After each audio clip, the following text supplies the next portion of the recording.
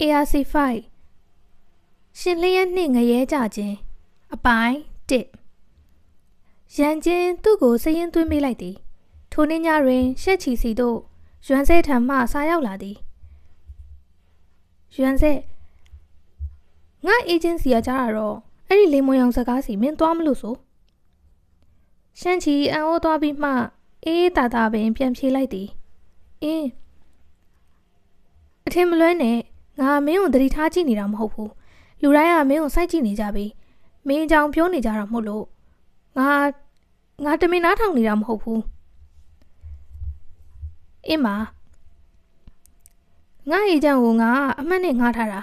तू ကဝိုင်းအေဂျင့်မလို့သတင်းတွေအများကြီးသိတယ်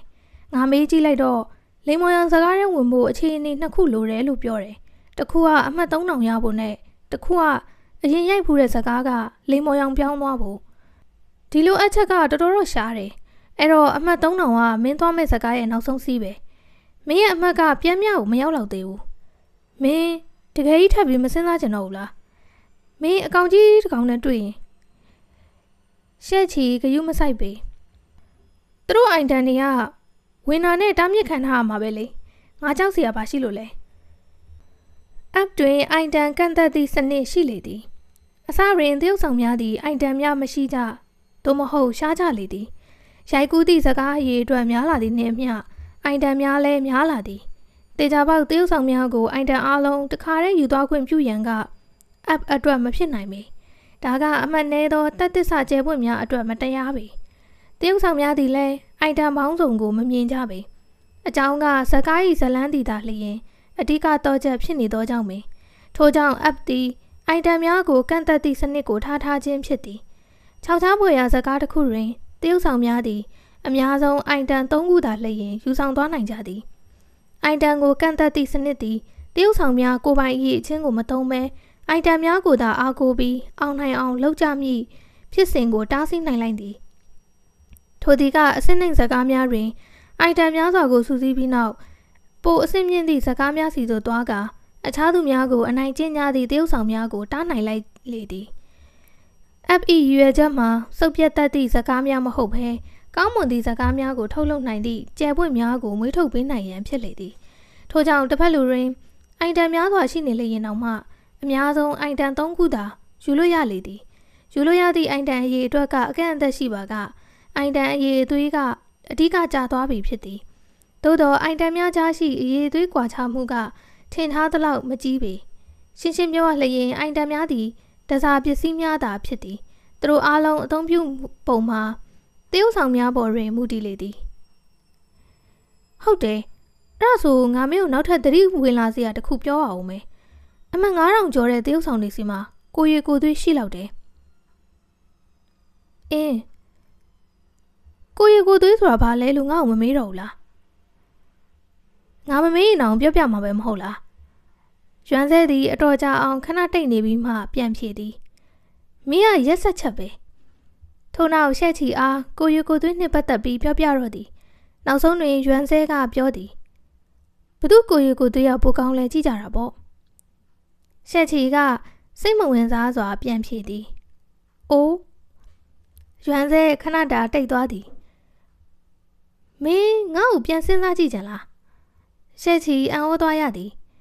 ထို့နောက်တွင်သူ့အတွက်ရွမ်ဆဲဘာလုပ်ပေးခဲ့သည်ကိုသတိရပြီးသူနှလုံးသားထဲနည်းနည်းနှွေးသွားရသည်ရွမ်ဆဲသည်တကယ်ကိုအားကိုးရသည့်တွဲဖက်တစ်ယောက်ဖြစ်ပြီးအရေးကြီးသည့်အချိန်တွင်သူ့ကိုခြံထားခဲ့တစ္ဆာဖောက်သွားခဲ့မည်သူမဟုတ်သူပြုံးကပြန်ဖြေလိုက်သည်ကောင်းပြီလေငါတို့ကအချင်းချင်းသိပြီးအတူတူသွားလို့ရတယ်မကောင်းဘူးလားမင်းကငါ့ကိုကာကွယ်ငါကမင်းကိုစိတ်ကူပေးမယ်ကောင်းပြီရွမ်ဆဲနှင့်စကားပြောပြီးနောက်ရှက်ချီသူ့ဖုန်းအားပိတ်လိုက်သည့်အချိန်တွင်နောက်ထပ်စာတစ်စောင်ဝင်လာသည်ရှာရောင်ရှင်အဲ့ဒီလိမ္မော်ရောင်စကားစီသွားမယ်လို့ကြားလို့ရှက်ချီကရင်ကျေးစွာပင်ပြန်ဖြေသည်ဘာဖြစ်လို့လဲအဲ့စကားတရေကပြီးတော့ကျမလည်းသွားလို့ရတယ်ကျမသွားချင်ပေမဲ့အပ်ကကိုပိုင်ခြုံငုံစကေးအားကောင်းတဲ့တရုပ်ဆောင်တွေကိုအကြံပြုထားလို့အဲ့ဒါရှင်ကျမကိုစောင့်ရှောက်ပေးမလားလို့အရင်ကလည်းကျမတို့ကောင်းကောင်းပူးပေါင်းခဲ့ကြတာ哦သူမကတိတ်တဆိတ်နဲ့သူမအရင်ကသူ့ကိုကူညီခဲ့ဘူးတော့ကြောင့် ဒီတစ်ခါလေမောင်ရောင်အစင်းနှိမ်စကားတွင်သူမကိုကူညီပေးရန်မျှော်လင့်သည်ဟုတွယ်ဝိုက်ပြောနေခြင်းဖြစ်သည်သူတကယ်လဲသူမကိုအကျွေးတင်နေသည်ဟုရှက်ချီတွေးလိုက်မိပြီးတိတ်ဂယုမဆိုင်ပေတမန်ငါရှန်ငါပင်ပြန်ဖြေလိုက်သည်လူဦးရေကန့်သက်ထားတယ်ကိုကာဝယ်နိုင်စွာအဓိကကြပြီအခြားအကုန်လုံးကသွားမှတွေ့ရမှာတွေပဲကျမသိပါတယ်ရှင့်အတွက်ခက်ခဲအောင်ကျမမလုပ်ပါဘူးရှက်ချီကဖုန်းစကရင်ကိုပိတ်လိုက်သည့်အချိန်တွင်ရှားရောင်ကနောက်ထပ်စာတစ်စောင်ပို့လာသည်ရှင်ကယူကျင်ထက်အပုံကြီးတာပါတယ်တခုခုကထူးဆန်းနေသည်ဟုရှက်ချီတွေးမိလိုက်သည်အလိုက်တင်တစ်ခုနှစ်ခုဆက်ပြောပြီးနောက်ပိတ်လိုက်ဖို့ပြင်နေသည့်အချိန်တွင်နောက်ထပ်စာတစ်စောင်ရောက်လာပြန်သည်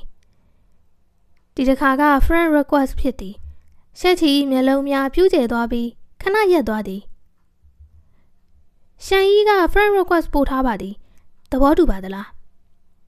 ရှက်ချီ၏အမူအရာမတိမတာဖြစ်သွားသည်နာမည်တူတော့မဟုတ်ဘူးလားပန်းစီရောင်နှစ်ပုံကတေချာပေါက်ရှန်ကြီးပင်ရှက်ချီအံ့အားသင့်သွားသည်သူနှင့်ထိုဆရာကြီးမှာလောကချင်းမတူသူကကျဲဝင်းသစ်ဖြစ်ပြီးတစ်ဖက်လူကဇကားဣကရစ်ဖြစ်လေသည်သို့တော်ထိုဆရာသမားကသူ့ကို friend လာအပ်သည်တဲ့စကားဆက်မှပဲရှန်ကြီးသဘောထားကအတော်တော်ထူးဆန်းသည်ခြောက်ခြားပွဲအစုံလင်တွင်ရှက်ချီကိုအမှတ်ပြပေးခဲ့ပြီးနောက်ရှက်ချီကိုအရန်အကူအညီပေးခဲ့သည့်ဓားကိုလည်းပေးခဲ့ပြန်သည်ရှက်ချီမှာတခါတရံရှန်ကြီးသည်သူ့ကိုတိလျင်သည့်မဟုတ်ပါကမတိရသေးသည့်ဆက်နွယ်မှုတစ်ခုခုရှိလိမ့်မည်ဟုပင်တန်တရားရှိမိတော့လဲနည်းနည်းတော့အတိတ်ပဲမရှိလားရှက်ချီအတိပြန်ကတ်သွားပြီး request ကိုလက်ခံလိုက်သည်ရှန်ကြီးကလူရင်းကိုတန်းပြောသည်ငါ့ကိုတစ်ခုလောက်ကူညီပေးနိုင်မလားရှက်ချီအံ့ဩသွားသည်သူကအခုရှန်ကြီးကိုဘယ်လိုကူညီပေးနိုင်မှာလဲတဲ့ဒါပေမဲ့ရှန်ကြီးသည်အရင်ကသူ့ကိုဂရုစိုက်ပေးဖို့ရည်ရွယ်ခဲ့သည်ဟုတ်မဟုတ်ကအရေးမကြီးတော့ပေနောက်ဆုံးတွင်သူတကယ်လဲကူညီခဲ့သည်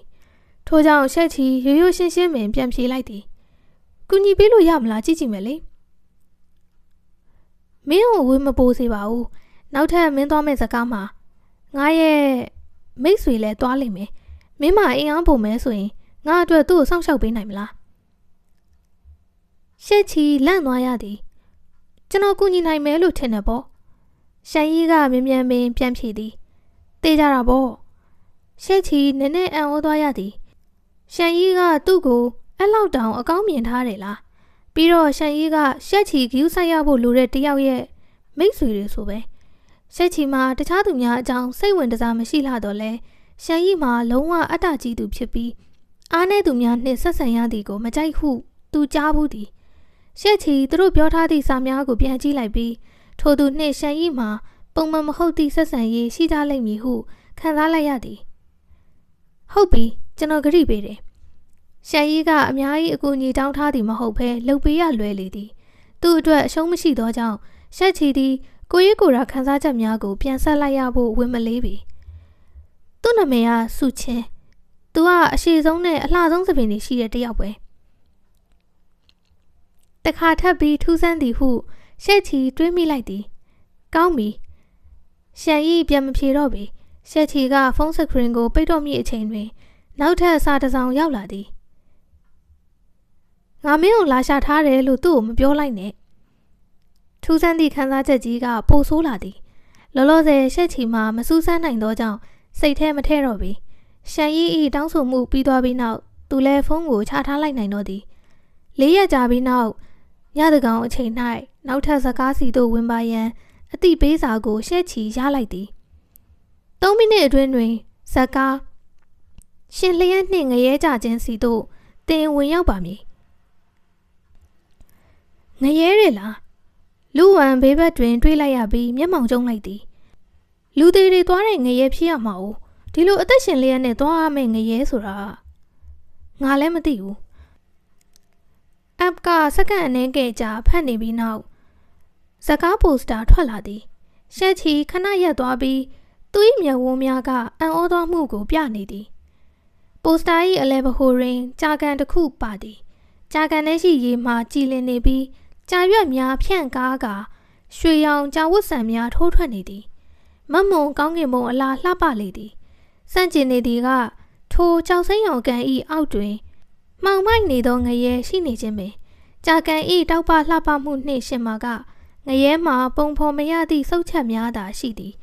စိတ်ပြတ်ဖွယ်ရာပြင်းရည်စရာအန္တရာယ်များပြီးခံမရခက်လေသည်ရှက်ချီမှာတရဲများ၏အရေးများနှင့်အတူဓာအေးမီးပူသွေးကန်နှင့်အေးဆက်နေသောရေခဲဆိုင်များကိုပါမြင်ရလေသည်ကြာရွက်စီမှငရဲထဲသို့ပင့်ကူကျိုးမြင်တစ်ခုကတွဲကျနေသည်ရှည်လျားပြီးပါးလွာကကြာကန်နှင့်ငရဲအားဆက်သွယ်ပေးထားသည်ကြောက်ကမ်းမအောက်ရှိလူများကိုကဲ့တင်ရန်အတွက်ကြောက်ကမ်းမစွန်းတွင်တင်ထားသည့်အလွန်ကျိုးပဲ့လွယ်သောလှေကားနှင့်ပင်တူသေးသည်ဒါကဘာကိုပြောပြချင်တာလဲလူဝံမျက်မှောင်ကျုံလိုက်သည်သူလုံးဝမပြောပြတတ်ဤဒီကသူမြင်မှုသမျှတည်းဘာမှမသိရဆုံးပိုစတာဖြစ်သည်ရှက်ချီကထိုဒီကိုမိနစ်ဝက်လောက်ကြည့်လိုက်ပြီးခံမှန်းပြောလိုက်သည်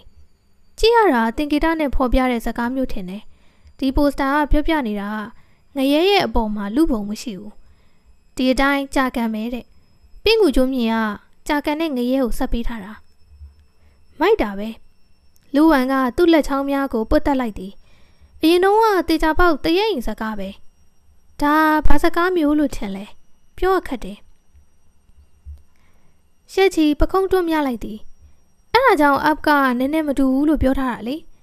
ထိုအချိန်တွင်ရှင်လျက်နှင့်ငရဲကြခြင်းအတွက်မိတ်ဆက်ပေါ်လာသည်ဒီလောကမှာငရဲရှိတယ်လို့ယုံကြည်လားငါပြောပြမယ်ငရဲကတကယ်ရှိတယ်တခုရှိတာဝင်နိုင်တဲ့လူတွေကတေးပြီးသားလူတွေမဟုတ်ဘူးအပြစ်ရှိတဲ့တက်ရှိလူတွေလူတယောက်ကသူတို့ဘဝမှာအပြစ်ကျူးလွန်လိုက်တာနဲ့သူတို့ရဲ့အတိတရားထိခိုက်သွားပြီးသူတို့ရဲ့ဝိညာဉ်ကတုံ့လှုပ်သွားတယ်တောက်ဘာသာမှာပါတဲ့မတေမျိုးဝိညာဉ်3ခုနဲ့တေမျိုးပုံစံ9ခုမတည်ငြိမ်လာတာနဲ့ဟေးပိုင်ဦးချမ်းတေပြီးဝိညာဉ်များကိုငရဲစီတို့လမ်းပြခေါ်ပေးသည့်ယမမင်းဤလက်အောက်ငယ်သား2ယောက်ကသူတို့ကိုလိုက်ရှာပြီးအပြစ်ပေးဖို့ငရဲစီခေါ်သွားကြတယ်ဝိညာဉ်ဆုံးရှုံးသွားကြတဲ့လူတွေကလက်တွေ့ကဘာမှာလမ်းလျှောက်အလောင်းကောင်တွေဖြစ်သွားကြတယ်ငရဲမှာအပြစ်ကျွေးဆက်ပြီးအပြစ်ပေးခံရပြီးတဲ့အချိန်သူတို့ဝိညာဉ်တွေပြန်သွားကြတယ်ကောင်းကောင်းလှုပ်ဆောင်နိုင်ကြရင်နဖျားတွေရှိတဲ့ကောင်းကင်ဘုံစီကိုတောင်ရောက်သွားနိုင်ကြသေးတယ်တေချာပေါက်လူအများစုအတွက်ကတော့ငရဲမှာစောင့်နေတဲ့ဟာကထာဝရတည်ခြင်းတရားပဲလူဝံမှာနည်းနည်းစိတ်ထဲလေးသွားသည်ရှက်ချီဒီစကားမှာဥပဒေတွေဘာတွေမရှိပဲအနေထားကြီးကလည်းထူးဆန်းသေးတယ်လူဝံကပြောင်းလဲမှုများကိုကြောက်သည်ဖြစ်နိုင်ပါကတည်ငြိမ်အေးဆေးပြီးတပြေးတဲ့သွားသည့်ဘဝမျိုးကိုသာလိုချင်လေသည်ဒီစကားကသူ့အတွက်အရန်အဓိပ္ပာယ်မရှိလားပုံမှန်မဟုတ်သည့်အရာများကသူ့ကိုစိတ်လေးကရှုပ်ထွေးစေသည်ရှက်ချီကဘာမှမဖြစ်ဘဲဆက်ဆောင်နေသည်တင်သည်အသက်ပြန်ရှင်နိုင်ရန်လွတ်မြောက်အောင်ကြိုးပမ်းနေသည့်အပြစ်သားနေရာတွင်တရုပ်ဆောင်ရပါမည်နေရာပြောင်းနေပါသည်ခေတ္တဆောင်ပေးပါအရင်တုန်းကသူ့မျက်လုံးများပြန်ဖွင့်လိုက်ချိန်တိုင်းသူစကားထဲရောက်နေပြီဖြစ်သည်သို့တော်ဒီတစ်ခါကမတူအမောင်တူကြီးထဲရောက်နေသည်ကိုရှက်ချီသိလိုက်ရသည်ရှက်ချီမျက်မှောင်ကျုံလိုက်သည်မထင်မှတ်ထားတာတခုခုဖြစ်လိမ့်မည်သူမကြောက်သွားပဲတိတ်တဆိတ်စာစောင့်နေလိုက်သည်မိနစ်ဝက်ခန့်ကြာသောဖုန်းကမြည်လာသည်ရှက်ချီခေါင်းကုန်းကဖုန်းစခရင်ပေါ်ကစာကိုအမြန်ဖတ်လိုက်သည်သူ၏မျက်စံများကျုံသွားပြီးမှနည်းနည်းကြီးမားသွားသည်တရုတ်ဆောင်ကိုယ်တိုင်ထက်တရုတ်ဆောင်၏ဝိညာဉ်ကငရဲသို့ဝင်ရောက်မည်ဖြစ်ပါသည်တင်း၏အခြေအနေကအတော်ထူးခြားသည်တင့်တွင်ဇယိုက်2ခုရှိသည်ဇယိုက်2ခုကလုံးဝတတိတခြားစီဖြစ်ပြီးအမြင်3ပါးလုံးပြည့်စုံပါသည်ဇယိုက်ခွဲတွင်တမှုထူးခြားသည့်စွမ်းရည်ရှိပြီးတရုတ်ဆောင်တစ်ယောက်၏လိုအပ်ချက်များနှင့်ပြည့်စုံသည်ထို့ကြောင့်ဇကားသည်တင့်အားတရုတ်ဆောင်2ယောက်အဖြစ်သတ်မှတ်ပါမည်တင်း၏ဇယိုက်များကိုခန္ဓာကိုယ်2ခုခွဲလိုက်ပြီးတင်းတို့သည်ရိုက်ကူးရဲသို့အတူတူဝင်ရောက်ပါမည်တင်း၏နောက်ဆုံးရမှတ်မှာပင်မဇယိုက်နှင့်ဇယိုက်ခွဲတို့၏ပြင်းပြရမှတ်ဖြစ်ပါမည်တင်းအတွက်အစင်မပြေဖြစ်ရသောကြောင့်ရိုက်ကူးရဲပြီးသွားသောအခါအပိုအမှတ်300ရရှိပါမည်တရေများသည်ရုပ်ရှင်ရုံထဲတွင်ထိုင်နေကြသည်ဘာဖြစ်သွားတာလဲရုတ်တရက်ကြီးပိတ်ကားအမှောင်ကျသွားတယ်ဘာဖြစ်နေတာလဲမဖြစ်နိုင်တာတခုခုခဏဖြစ်သွားလို့လားစောင့်လိုက်ကြပါဦးဒီစကားမှာတရုတ်ဆောင်တွေအများကြီးပါတယ်လို့ကြားမိသလားလို့နဖျားကြည့်ဒီစကားမှာပါတယ်ဖာက်အတူကြီးမဟုတ်ဘူးလားအလားလေးဆူချင်းလဲပါတယ်နဖျားချီကိုဘယ်သူမှမတူနိုင်ဘူးနဖျားချီကိုဘယ်သူမှမတူနိုင်ဘူးနဖျားချီကအကောင်းဆုံးပဲနဖျားချီဆိုတာဘယ်သူကြီးလဲငါလိမ်မောင်စကားတွေမကြကြည့်ဘူးပဲမဲ့သူ့ကိုမကြားဘူးလားလို့ တတိယတန်းစားကိုတက်ပစ်လိုက်တဲ့တစ်ထုံးဖူးပေါက်စာအရေးချင်းလေအော်စရာလှည့်ကွက်တွေအများကြီးနဲ့အိုးငါမှတ်မိတယ်ငါလည်းအရန်သိချင်တယ်သူကတော်တော်ချောတယ်လို့ကြားတယ်လာပြီစဖို့အချိန်ကြပြီ fuck အသေးချောတဲ့တယောက်ပါတယ်ဟာရေကန်နာကတယောက်လေအရက်ကအရှည်ကြီးပဲအေချက်ပဲသူ့ကိုသိကြလားဟေ့တရင်လေးပါလေးမရှိကြဘူးလားအဲ့ဒီကိုလူကျော်အကြောင်းကိုငါလိုက်ရှာနေတယ်ဖုန်းမှာတွေ့ရတော့သူ့နာမည်ကရှက်ရှင်းလန်နဲ့သူ့ကို follow ပြီစီရေဇကားတော်အခုထိမစရသေးဘူးလေ ARC5 ရှင်လျက်နှင့်ငရဲကြခြင်းအပိုင်းနှင့်တမလွန်လောကတွင်လူတရာစိန်ကျော်လောက်လူသူကင်းမဲ့သည့်လမ်းတွင်မတ်တရက်နေကြသည်သူတို့တွေကရှင်လျက်နှင့်ငရဲကြခြင်းတွင်ပါမည်တရုတ်ဆောင်များဖြစ်သည်သူတို့တယောက်ချင်းစီတွင်ခါးတွင်တန်ကြိုးများနှင့်ချီထားပြီးတရိษံများအလားဟေးပိုင်ဝူချံကဆွဲခေါ်သွားနေကြသည်လူတစ်ယောက်နှစ်ယောက်ပိုဝင်လာသည့်အချိန်၌သူတို့လက်ထဲ၌တန်ကြိုးများပိုများလာသည်ရှက်ချီပေါ်လာသည့်အခါတရုတ်ဆောင်အားလုံးနီးပါးပင်သူ့အားပေါ်တင်တစ်မျိုးမတိမတာတဖုံဝိုင်းကြည့်ကြလေသည်နူးညံ့ညင်သာသောမျက်နှာရှိရနှင့်တတိယဒန်းစားတစ်ယောက်ကိုတပ်ပစ်လိုက်နိုင်သောလူသစ်၏အမှန်တရားကိုဖော်ထုတ်ချင်နေကြသည့်အလားပင်အများစုမှာသိကျင်နေကြပြီးကြောက်နေကြသူအနှဲငယ်လည်းရှိလေသည်မောက်မာမှုနှင့်အထင်သေးမှုနည်းနည်းကိုပြကြသောသူတချို့လည်းရှိပြန်သည်သူတို့သည်အခုမှအဆင့်တက်လာပြီးလိန်မော်ရောင်ဇကားသူဝင်ရန်အရေးချင်းမိသလောက်သာရှိသောထိုတရုတ်ဆောင်ကိုပေါ်ပေါ်ထင်ထင်ပင်အထင်သေးနေကြသည်ကြောက်ကျင်ဟွာကိုတတ်နိုင်တဲ့ပုံလည်းမပေါက်ပါဘူးကြည်ရှင်းချံဘေးတွင်ခြံကျိုးကစိတ်မကျဉ်နှံ့မှုအနှဲငယ်နှင့်ပြောသည်ကြည်ရှင်းချံကသူ့ဓာတ်ကိုတုပ်လိုက်ပြီးမော့ကြည့်ကသူ့မျက်လုံးတွင်မှင်သက်နေသည့်ရှက်ချီကိုခြုံကြည့်လိုက်သည်ထို့နောက်ခန်းစားချက်မဲ့စွာပြောလိုက်သည်လူတွေကိုအပြင်းမဲနဲ့တင်သွားပြီးဆုံးဖြတ်လို့မရဘူးခြံကျိုးအံ့ဩသွားပြီးနောက်တခုခုထူးဆန်းသည့်အရာတစ်ခုနှင့်ကြုံတွေ့လိုက်ရသည့်အလားပျော်သွားသည်တစ်ဖက်လူကိုသူ့လက်မောင်းနှင့်တိုက်လိုက်သည်သူ့ကိုကြောက်လားအဲ့လိုမဟုတ်ဘူးကြည်ရှင်းချံကခြံကျိုး၏စကားများကိုနည်းနည်းဘဝမတွေ့သည့်အလားမျက်မှောင်ကျုံလိုက်ပြီးသူ့အကြည့်များကိုပြန်ရုပ်လိုက်သည်ငါသူ့စကားကိုကြည့်ပြီးပြီကြောက်ကျင်ဟွာကိုဒဏ်ရာရအောင်လုပ်ပြီးယူကျင်ကိုတတ်နိုင်အောင်သူသုံးလိုက်တဲ့အိုင်တန်ကတစ်ခါသုံးမယ်စကားဤကလေးပေးထားတဲ့လက်နက်ကလည်းပျက်စီးသွား၏မကောင်းဆိုးဝါးဝိညာဉ်ကိုသူ့ခန္ဓာကိုယ်ရဲ့ခေါ်ရဲတဲ့အထိရဲတင်မိမဲ့ကြည်ရှင်းချံ၏မျက်လုံးများမှာအတွေးပေါက်သွားပြီးနောက်ပုံမှန်ဖြစ်သွားသည်သူ့စိတ်ထဲမှာမမြင်ရသေးတဲ့အန္တရာယ်တစ်ခုခုကြံနေခဲ့မယ်ထင်တယ်သူကအင်အားကောင်းပြီးခေါင်းကောင်းမိမဲ့အဲ့ဒါပဲလောလောဆယ်သူ့စီမှာကန်ကောင်းစေတဲ့ buff နဲ့အစိုးထက်အကျိုးသာဆက်ကမသိရသေးတဲ့အိုင်တန်တစ်ခုပဲရှိတယ်။သူကဘလောက်စွမ်းနိုင်မှာမဟုတ်လို့လဲ။ပစ္စည်းတွေမပါရင်ဘဲမှမရောက်နိုင်ဘူးဆိုတာမင်းမသိဘူးလား။သူ့တွဲဘက်စီမှာလည်းအမှတ်ကလေး2000ကျော်3000ပဲရှိတာ။ရှက်ချီကတကယ်ပဲကြောက်ကြင်ဟွာကိုတတ်ခဲ့တော်ညာထိုနီးလန်းကိုကူးယူ၍တော့မရပေ။ရှက်ချီ၏အိုင်တန်များမှာတိုက်ပွဲတွင်ကုန်သွားပြီဖြစ်သည်။သူကတော်တဲ့ကစားသမားတစ်ယောက်ဖြစ်နိုင်တော့လဲကြောက်ရလောက်အောင်မဟုတ်ပေ။အကိုကြီးမှန်တယ်။ခြံကျိုးမြှောက်ပြောလိုက်သည်ရှက်ချီကိုလှမ်းကြည့်လိုက်သောအခါသူ့မျက်လုံးများမှာနည်းနည်းဂုံဆောင်မှုနှင့်ပိုပြီးပြည့်နေတော့သည်ရှက်ချီကိုသူ့အောင်နားတွင်ထားလိုက်ပြီးပြုံးလိုက်သည်အကိုကြီးအရန်တိထားတာပဲ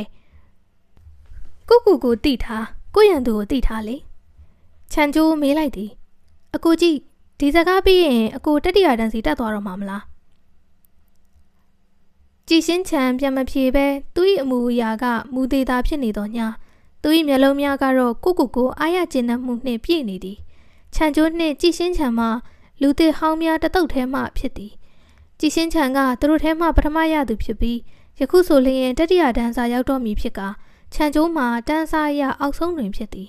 ကြည်ရှင်းချံ၏ညာလျုံအနေနှင့်နောက်ကလိုက်နေခြင်းဖြစ်ပြီးသူ၏တိုးတက်မှုသည်လည်းအတော်လေးကောင်းသည်ခြံကျိုးကပြောသည်ဒီတစ်ခါလဲမင်းမဲ့နံပါတ်1ဖြစ်မယ်ထင်တယ်ကြည်ရှင်းချံပြုံးလိုက်ပြီးတိတ်ဆိတ်သာနေသည်အကိုကြီးခြံကျိုးကအံ့ဩသွားသည့်လေတံနှင့်အော်ပြောသည်မျက်နှာစိမ်းတစ်ယောက်ရှိနေတယ်ကြည်ရှင်းချံမော့ကြည့်လိုက်ပြီးအနက်ရောင်မိုးကကုတ်အင်ကြီးအရှိဝတ်ထားသည့်လူတစ်ယောက်ကိုတွေ့လိုက်ရသည်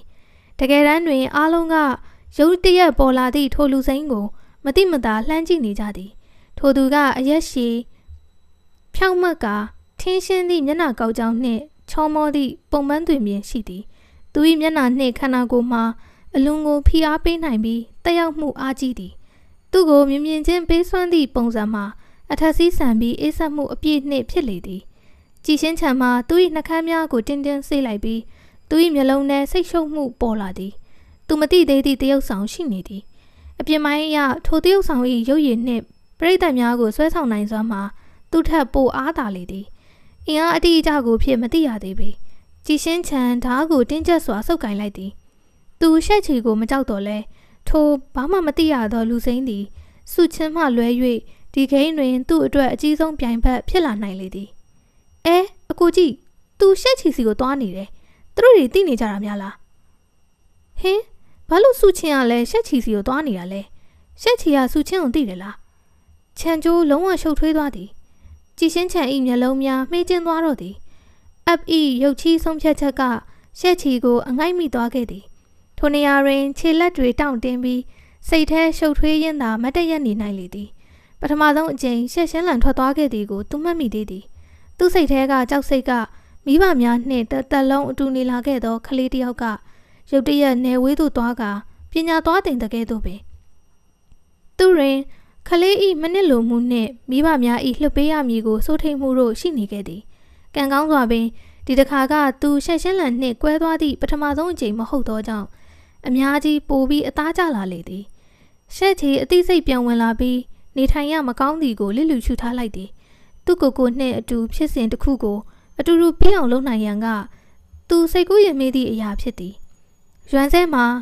လူစိမ်းတစ်ယောက်ကစိတ်မရှိဟန်နှင့်ရှက်ချီစီဥတီပြီးသွားနေသည်ကိုကြည့်နေသည်သူ၏နှလုံးစောင့်ခုန်သွားပြီးထိုသူကရှက်ချီနှင့်ရန်ညိုးတွေဘာတွေများရှိနေလေသလားဟုတွေးမိသွားသည်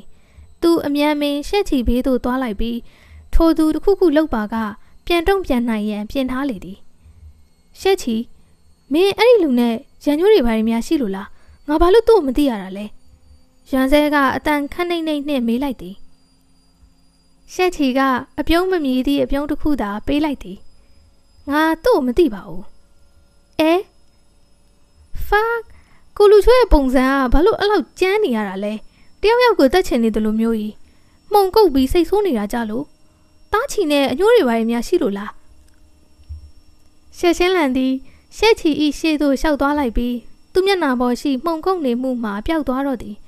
သူနှင့်ရှက်ချီတယောက်ကိုတယောက်စိုက်ကြည့်နေကြပြီးချက်ချင်းသဘောတူလိုက်ကြသည်လူစိမ်းကရှက်ချီစီလက်ဆန်းထုတ်လိုက်သည်ကိုတစ်ဖွဲ့လုံးမြင်လိုက်ကြသည်တွေ့ရတာဝမ်းသာပါတယ်ကိုနာမည်ရှက်ရှင်းလန်ညစ်နတ်ဆုံးလို့အဓိပ္ပာယ်ရတဲ့ရှင်းလန်သူ၏အတန်ကခတ်အောအောနှင့်ချိုတာသည်အဆုံးသက်အတန်ကိုနည်းနည်းမြှင့်လိုက်ပြီးသူ၏မျက်နှာထက်တွင်ခပ်ဖွားဖွားအပြုံးတစ်ခုရှိနေသည်ရှက်ချီကမျက်နှာသေးနှင့်ပင်လက်ဆန့်ကမ်းပေးလိုက်ပြီးရှက်ချီပါຫນွေဦးရေကန်စီရချီနဲ့သူတို့နှစ်ယောက်လက်ဆွဲနှုတ်ဆက်လိုက်ကြသည့်အချိန်တွင်ရှက်ချီကသူ့အားမတိမတာမျက်စိတစ်ဖက်မှိတ်ပြလိုက်သည်ကိုရှက်ရှင်းလန်မြင်ပြီးသူ၏အပြုံးကပိုထင်းသွားသည်နှစ်ယောက်လုံးမျိုးကရှက်ရီဘလို့တောင်တိုက်ဆိုင်တာလားသူတို့တွေကမြင်ကွင်းတစ်ခုထဲမှာဆိုရင်အရန်ထင်းထွက်နေကြတာပဲတယောက်ကညှင်သာပြီးတယောက်ကအေးဒီအေးဆက်နဲ့ဒါပေမဲ့ကောင်းကောင်းလေးလိုက်ဖက်တယ်ရှက်ချီဤလက်မှာ6တွေ့ပြီးနှွေးထွေးသည်အပူချိန်ကိုလက်ဖွားစီမှတဆင့်ခံစားနိုင်တော့လဲရှက်ချီမှမူသူ၏အရေးပြားထက်တွင်လျှက်စီးချောင်းတစ်တစ်လေးကိုသာခံစားမိနေသည်ရှက်ချီပုံစံမှာထုံးစံအတိုင်းပင်တည်ငြိမ်နေတော့လဲသူစိတ်လှုပ်ရှားနေသည်ကိုရှက်ရှင်းလန်သိသည်ထို့ကြောင့်ရှက်ရှင်းလန်ကရှက်ချီ၏လက်တန်းကိုခတ်ဆိုးဆိုးဟန်နှင့်ထိလိုက်သည်မျက်လုံးများအောက်တွင်ရှက်ချီမှာဘာမှမလုပ်ဘဲသူ့လက်သူပြန်ရုပ်လိုက်ရသည်သူ၏လက်တစ်ဖက်လုံးတောင့်နေတော့သည်ရှက်ချီမှာလောလောဆယ်တွင်သူနှင့်ရှက်ရှင်းလန်ကြားရှိဆက်ဆံရေးအားဘသူကိုမှမသိစေခြင်းသေးပေဤဒီကအယမ်းစမ်းကြယ်ပြီးတန်တရားဖြစ်เสียကောင်းလေသည်လူတွေကသူတို့၏ဆက်ဆံရေးကိုအသုံးချပြီးသူတို့ကိုနှောက်ယှက်မည်ကိုသူစိုးရိမ်သည်သူရှက်ရှင်းလန်၏အားနည်းချက်ဖြစ်မလာခြင်းပေ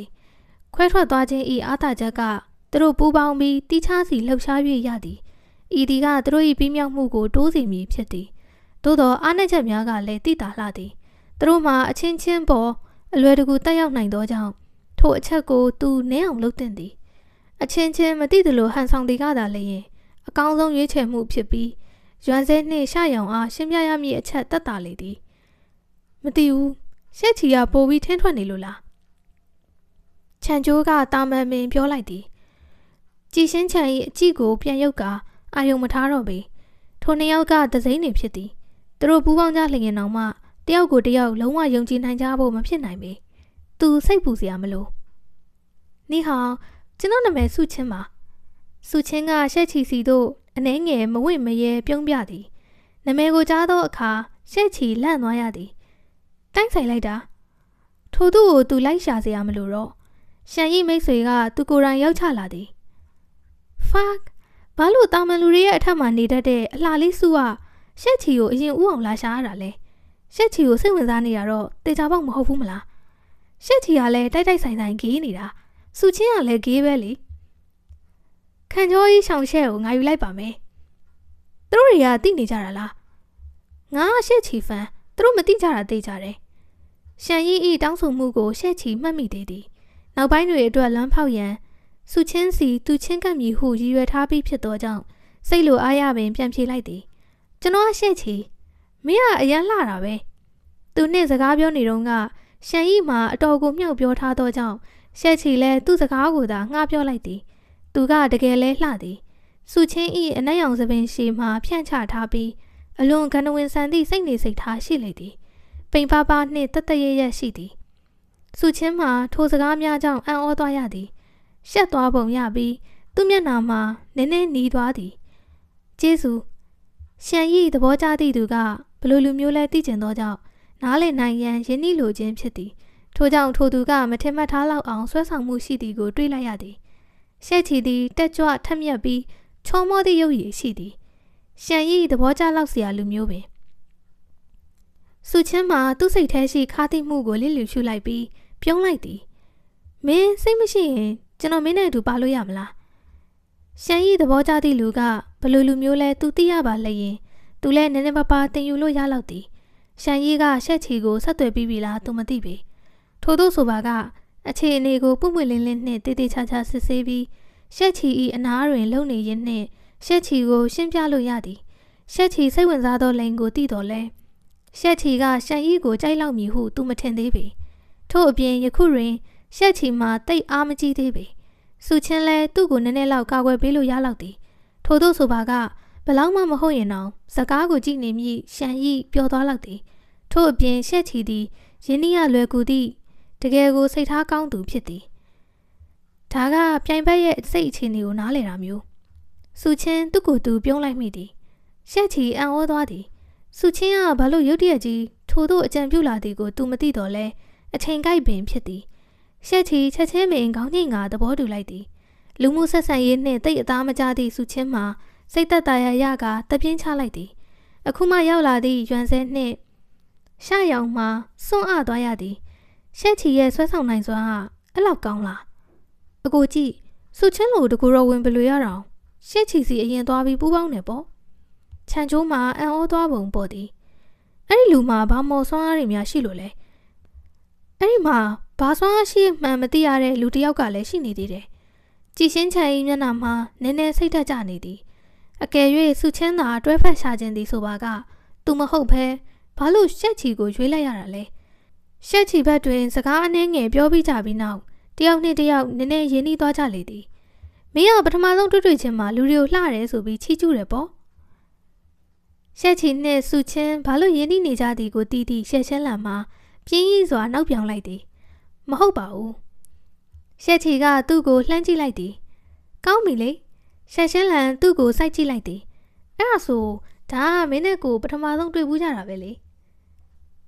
ရှက်ချီအံ့ဩသွားပြီးမှဖြည်းဖြည်းချင်းအပြုံးတစ်ခုပေါ်လာသည်ရှက်ချင်းလန်မင်းကတကယ်ကိုရုပ်ချောတာပဲ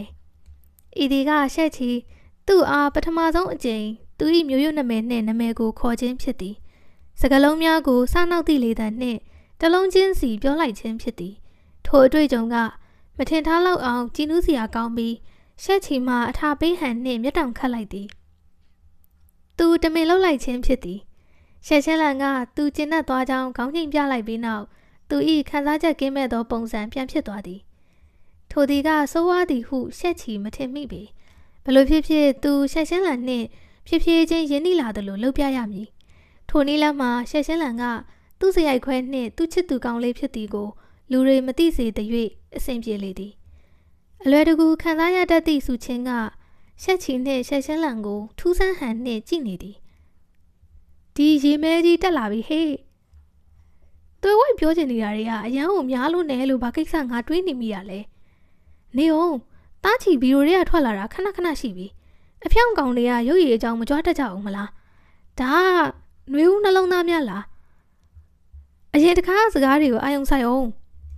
သူ့ကိုယ်သူနှွေဦးရေကန်းလို့မိတ်ဆက်လိုက်တာလေငါတားချီရဲ့စကားတွေအကုန်ကြည့်ဘူးတယ်ဒီကိုလူချောနဲ့စကားမရိုက်ဘူးတာသိကြတယ်ဟာမြင်ချင်းအချက်လားကိုလူချောကတေချာပေါက်ဖလစ်နေတာ哦တားချီကပြန်ဖြေတော့ပြန်ဖလစ်တယ်လေအတူတူတယောက်မျက်နှာတယောက်ကြိုက်ကြတာလားတကယ်ယုံလောက်စရာပဲငါတို့တွေအသိလွန်နေတာငါတို့လူသားအခြေခံပုတ်နေပြီထိုင်ပြီးကြည့်တင်နေပြီငါတို့တရားကကြည့်ဖို့လာတာကိုမှတ်မိကြသေးလားတရုတ်ဆောင်များအချင်းချင်းခဏတာသိအောင်လုပ်ကြရင်သူတို့ဖုန်းများမြည်လာကြသည်ရိုက်ကူးရဲ့ယခုတရားဝင်စတင်ပါပြီတရုတ်ဆောင်များဟေးပိုင်ဦးချန်နောက်သို့လိုက်ပြီးငရဲစီသို့ဝင်ချပါရန်အပ်ကအတန်မြည်လာသည့်အချိန်တွင်ရှေးကဟေးပိုင်ဦးချန်လှုပ်ရှားသွားသည်သူတို့ခါရှိတန်ချိုးများကတင်းကျပ်လာပြီးဟေးပိုင်ဦးချန်သည်အကျဉ်းသားများကိုဆွဲခေါ်ကာအမောင်ထုနတ်ကြီးတဲသို့ခုန်ဆင်းသွားကြသည်သူပြုတ်ကြပြီးရင်ပြုတ်ကြကာပြုတ်ကြနေသလိုရှက်ချီခံစားလိုက်ရသည်သူသတိလစ်သွားတော့သည်